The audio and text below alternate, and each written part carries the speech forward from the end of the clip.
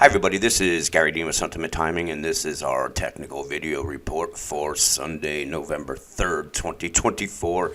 So we saw the Bulls give it a go on Friday, and our cycle momentum and signal strength, they were really high. So they gave us an easy just go long trade, and it was fairly simple, just with 5 contracts. I think I did like 3,300 for the day, and I was done by 12 o'clock. But any case, we were looking for a little bit of a bounce just because we had buy signals on the 15-minute charts, and we got it. And now what we're looking at, I forgot to, I don't know why I haven't shown you this, but this is just fib extensions. So basically from this low to this high to this low, 100% went up to 58.48.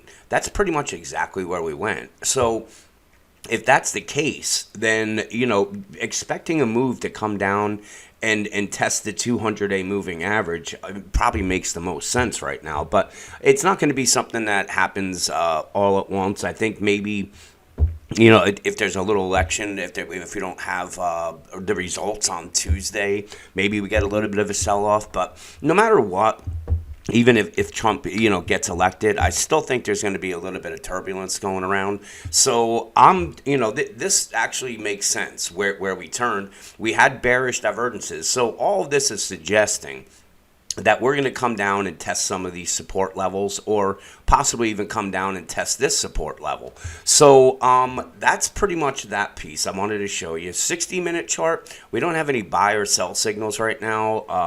Let me see here. So we had we had a gap up on Friday, and we really just hung out. Once we hit resistance, which was, hang on one second, let me make this bigger.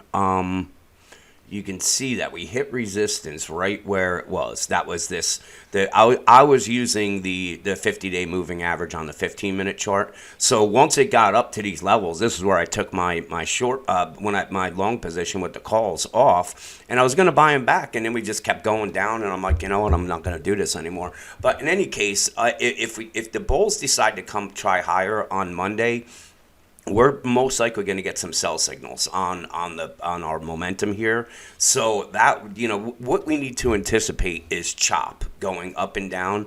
I don't think there's going to be any big directional move until after the elections. I'm just sticking with that. I think it's just too risky to put that kind of bet on. So if the bears continue lower, obviously we're going to, we have to keep an eye on this important 5,700.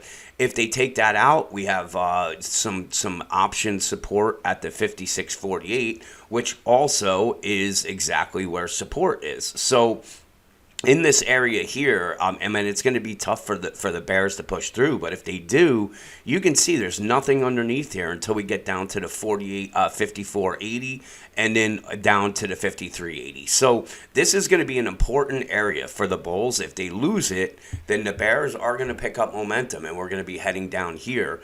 And most likely we will probably get some buy signals on the 60-minute chart if that happens. So seeing a bit more of a retracement would make the most sense, where it's going to set up some buy signals on the 60-minute chart. It will maybe find some support at the 56.45, and then from there, we have to look once I think the elections are over, and we have, if we have buy signals on the 60s. I would be anticipating that we're going to be getting some kind of bounce, and we just have to see how they react at the pivot points. And if the bears win and they push price lower, then, maybe we'll see a little bit of an extended move to the downside.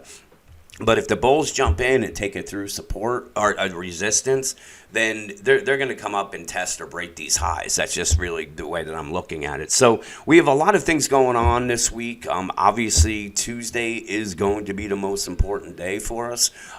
So let's just see what plays out on Monday, and I will talk to you guys in the morning.